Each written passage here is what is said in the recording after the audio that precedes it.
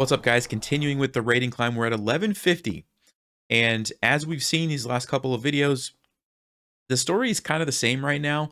We basically wait for those one or two big mistakes, capitalize on those mistakes, and then we win. H6, very interesting move. So clearly black is not wanting any part of this knight to g5 stuff, which of course they can do. But what I like to do when somebody wastes a move early on is to just immediately start attacking in the center, right? Because they're not developing their pieces when they play a move like h6, which means if I can initiate some sort of tactical fight in the center, I'm going to have more pieces out than my opponent will, right? If you imagine if there was a knight sitting on f6 instead of this pawn on h6, black would have more control, right? So with that in mind, I'm thinking about c3 just to see if I can get another piece, gambiting that pawn. I could also just retake it.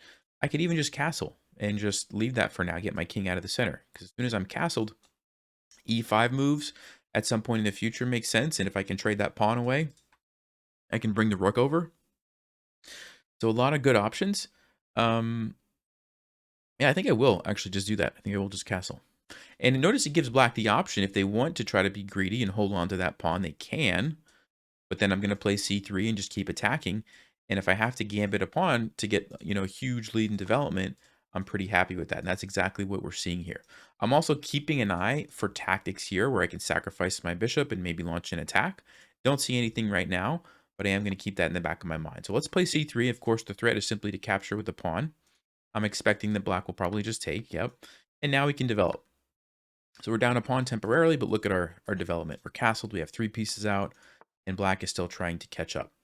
So ideally, what I would like to do is somehow play e5, trade this off, and bring my rook over, all without allowing black to castle. That would be the dream, because if I can get a rook lined up on their king, that's usually a really good sign. I'm also, continuing to monitor for tactics here. I don't think we have anything quite yet. Black wisely defends their bishop. Otherwise, I would have had potentially a tactic. So we can't go to g5 because they've played h6, but what else can we do? I mean, what if I do play e5 right now? What's going to happen?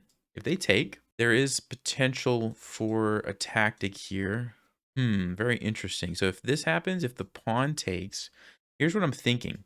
If we sacrifice the bishop and the king takes, we can play knight takes e5. And if the knight takes, the queen would be undefended. What does that tell me? Well, that tells me that the knight can't take. The king would have to go back. Maybe it's not quite good enough, but I'm definitely considering that. I'm also thinking about moves like queen b3 and queen a4 to create some threats over here. Even just rook e1, getting that rook ready. So like if knight f6 happens, then I can immediately play e5. So lots of ways to do this. I'm wondering if I play queen b3, how does black defend that? It's not an easy threat to defend. Probably have to use the queen is what I'm thinking. But on queen e7 or queen f6, I've got knight to d5, which looks really annoying. Queen d7 looks like a super awkward move. There is this really tricky knight to a5, but I can't believe that that's good for black. Just can't believe that. Maybe it's playable.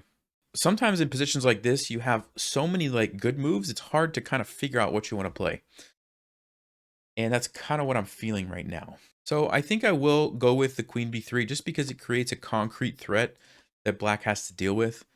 And I don't see a good way. It looks like black's going to have to make an awkward move here. Knight to a5 maybe is the best move. It's going to get kind of tricky, but I'm okay going down that route if that's what black wants to do. So we'll see. Knight to a5, I have a couple of options. I can trade here, or I say trade. Take here after the king moves. I can move here, allow that, and then I take the knight back. That's one option. The king is kind of exposed, but then my queen might be misplaced. The other option is I immediately go check, trying to win the knight. And I think black would have to play c6. And then I'm not sure what's happening. Maybe b4 is a fork, but then there's also b5. And like I said, it's getting wild. But on b5, I could probably take. Yeah, so I think that would be okay. So yeah, probably queen a4. But I don't even know if black's going to do that. They could also just defend this with their queen, maybe queen d7 or queen e7. Now, queen e7, like I mentioned before, I think knight to d5 is a pretty nice move now. Gaining a tempo, moving forward.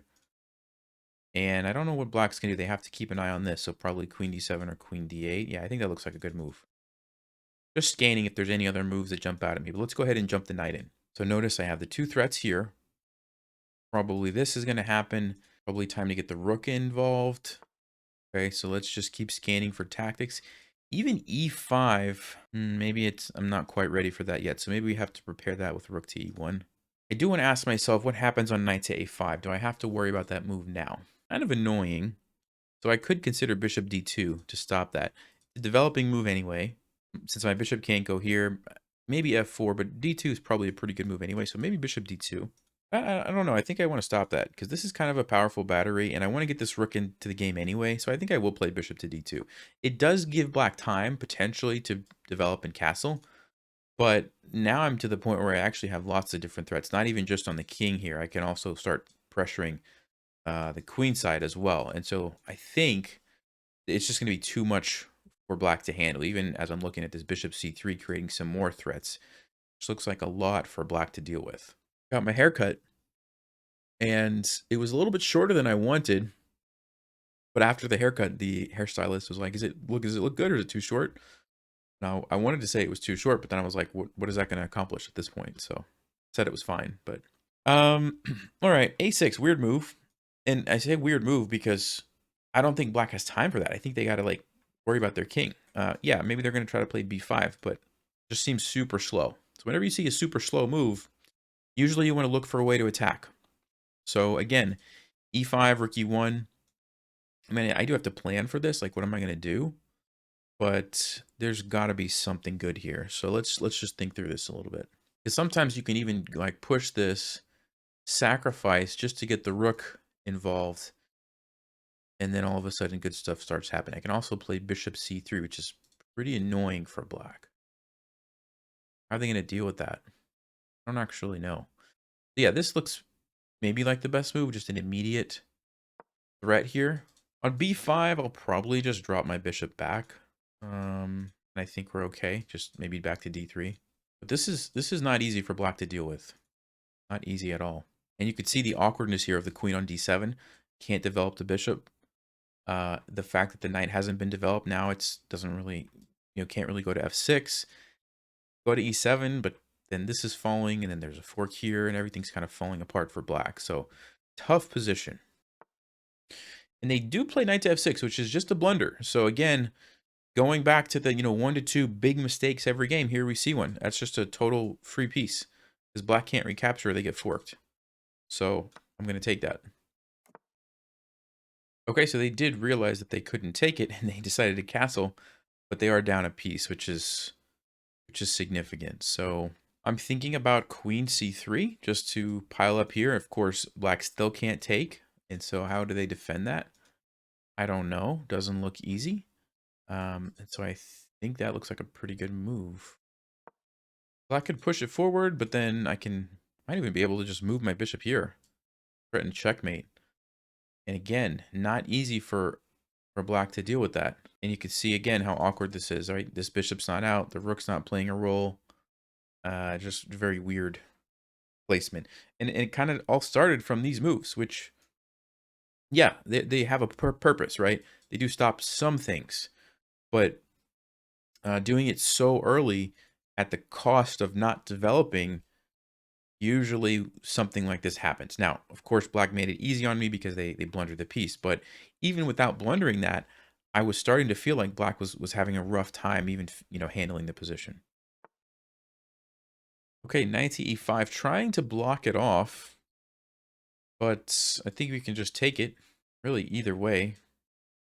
Probably with the knight, just to keep my battery lined up there, maybe makes sense. Now we can take with the queen or the bishop. Taking with the queen, I might get harassed by a rook or a bishop. So I'm thinking I'll just take with the bishop. Of course, f6 is not an option because it would line up with the discovered check. So yeah, I think I'll just take this way. And same problem for black to figure out how to defend this. Queen g4, maybe. But then this is hanging, and this looks like it could be a target, and all kinds of stuff. Okay, so they just go here, which doesn't deal with this threat. I think I'll just take that. And now the f6 square is available for the knight, so that's a really big threat. There you go. We can just win the queen. Yeah, looks like the best move. And And even take here with the double check. Follow it up. No, it doesn't quite look like it works. So I'll just take the queen. I was looking if there was like a checkmate or something, but I didn't see one. We take the queen, and that should just about do it. Okay, so queen can come in. That looks like a good move. Yeah, it looks like we're gonna have checkmate real soon because we can take this next. Let's take with the bishop, force the king here, and then I think we can checkmate with the pawn. Yep, h3 or f3. All right, good game to our opponent. Let's just check very briefly the game review. And it looks like I did miss a few moves there, so we'll check that. Okay, let's go see. So h6, Engine says it's not a terrible move, but it just doesn't really help black with the development, right? And so we saw how, especially after this, black started trying to hold on to the pawn. And yes, when you do this, you successfully lock in your pawn advantage. But what you lose is the time developing. Interesting. What did the engine want me to play there? Just curious. Ah, it wanted me to go for that right away. Interesting. So you remember I mentioned like there might be tactics here? That's what the computer wanted. Me to just do this right away. And then I guess take this back. Something like this. Which is interesting. Yeah, I didn't think about that at the time because I was just kind of focused here, but that is another way to do it. But let's see. Okay, so yeah, again, same kind of thing. Black needed to like finish their development, get their king safe, and they're worried about, these moves, or maybe they wanted to play b5, and you just in these super aggressive gambit type games, open positions where everybody's kind of developing quickly and threatening stuff, a lot of times you just don't have time to play moves like this. You just don't have time. And that's, I think, what we saw here. I do want to see, instead of bishop d2, computer was wanting queen to c3. Ah, so a different way to attack that diagonal that was quicker. This was kind of slow. Queen c3 was immediately threatening that, which is, in hindsight, very, very good move, because how does black deal with that? They can't. They can't. They'd have to. Engine says best move is to just give this up, and then I guess we can just take this. And yeah, it's not looking good for black.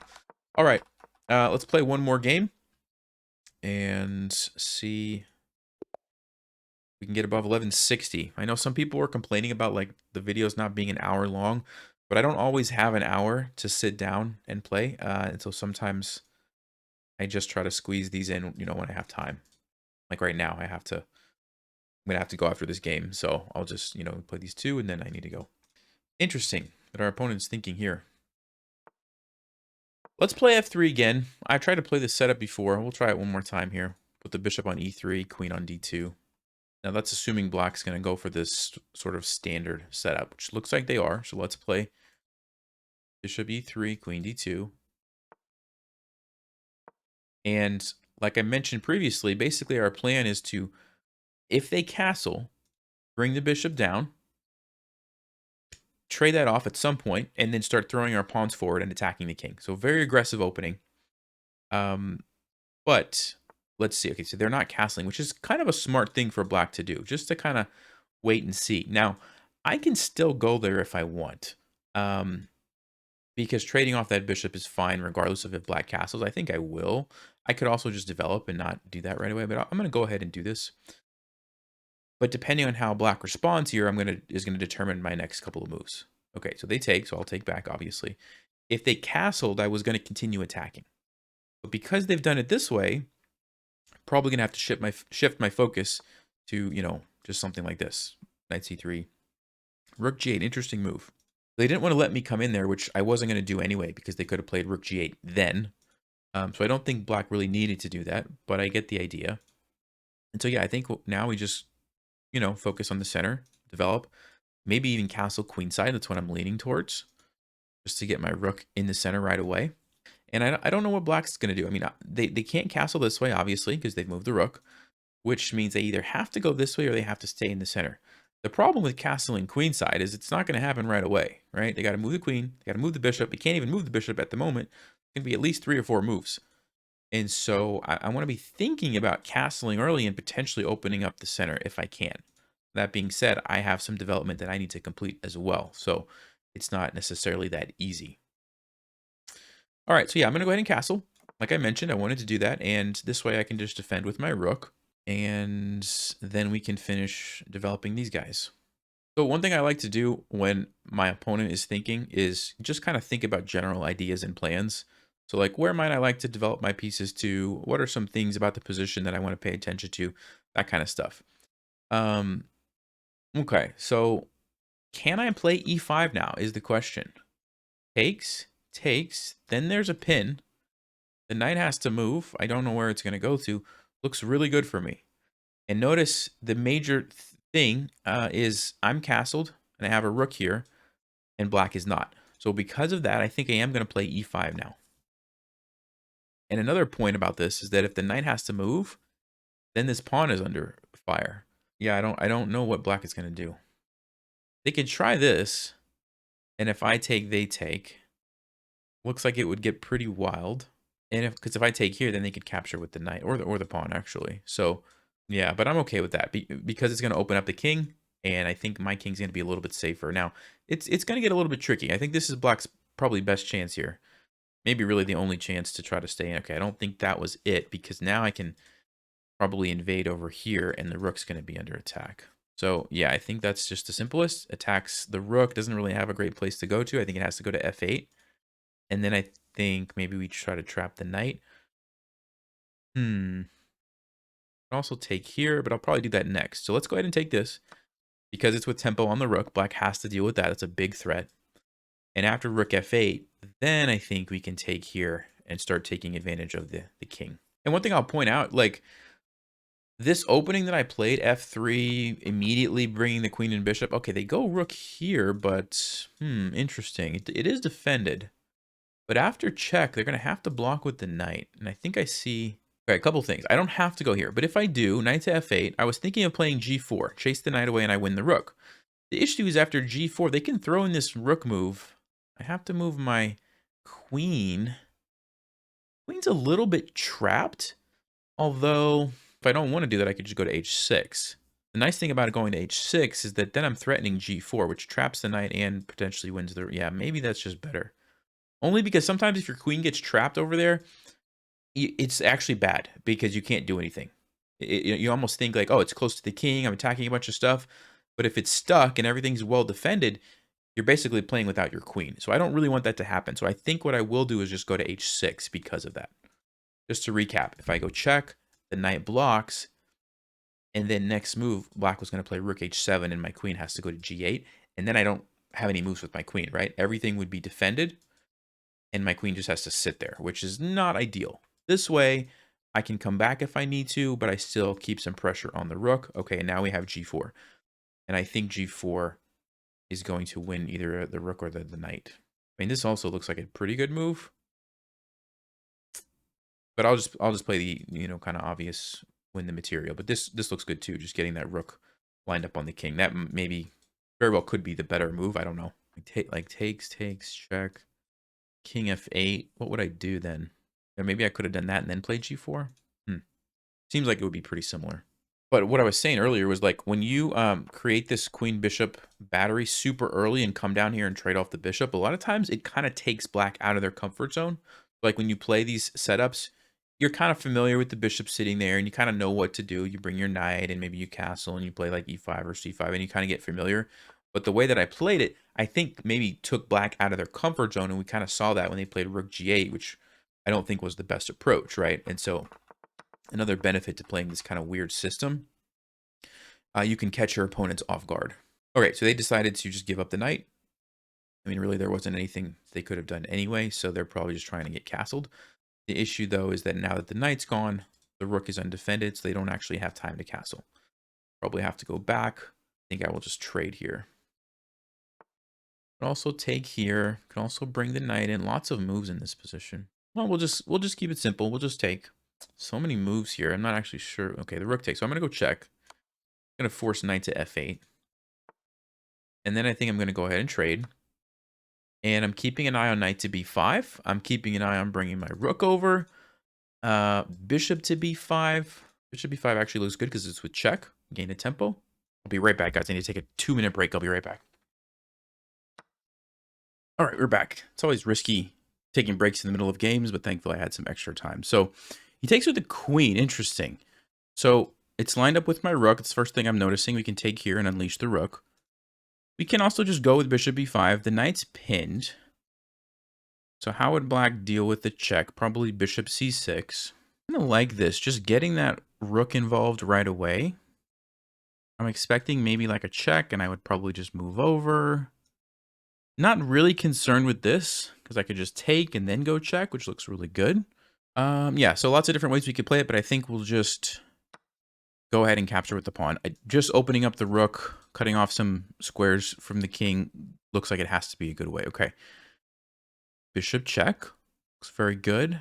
And so remember, I did win the piece earlier. And so with that in mind, you know, if something like this happens and we trade off some pieces, I'm fine. I have an extra piece, right? I have 3 pieces, black only has 2. So with that in mind, I'm okay playing a move like bishop b5. I don't see anything else immediately. Like, I am scanning for some other moves, but nothing is jumping out at me. And so for the sake of time, we'll just go bishop b5. And like I said, I think this is the only move for black, bishop c6, which will at least force a trade. And we go into an endgame, you know, or not really an endgame, but we get closer to the endgame, up a piece and a pawn. So I can't really complain about that. Okay, let's go ahead and trade. All right, and we can continue finishing our development. I'm just looking for tactics. You know, whenever the king is trapped like this and he can't move, you want to be scanning for tactics, but I don't see anything immediately. I also kind of want to put my knight there because it potentially threatens some stuff. But I think we do need to finish development. I'm not worried about a pawn. If I lose a pawn, it's not a big deal. Getting my pieces out is kind of important. So let's go ahead and finish the development. And this rook now can play a role in the game. Notice black cannot castle because the rook, which is significant. I don't have to worry about, you know, something happening with my queen here. And so that's another benefit of kind of opening up that rook. So as we get lower on time, what I want to probably do is try to simplify if I can. So I'm going to look for opportunity to trade some pieces off, go into that endgame up the piece where it's going to be easier for me, right? What I don't want to allow to happen is some crazy attack on my king where, you know, black just starts attacking me and I have to worry about getting checkmated. And so, you know, I'm going to be, these next couple of moves, I'm going to choose carefully, and I'm either going to simplify something or look for some tactics or something that I can play. All right, so rook f6, interesting move. I'm not sure what the idea is. It does block off my queen. So that maybe I was thinking about going there, so that could be. I might actually just bring my knight in and see where black's going to put the queen. I think I will do that. And, you know, these moves with tempo are very important, right? Because it doesn't give black time to launch an attack. Like I mentioned, right? They have to deal with the threat on their queen. And so as long as you're making threats, a lot of times those are safer moves to make than, I don't know, if I were to just randomly play king b1 or, you know, a3 or some of these moves. It's like that doesn't do anything. Black can basically do whatever they want. When I play knight to d4, they have to move their queen or maybe counterattack my queen somehow, but you know, probably they have to move the queen. Okay.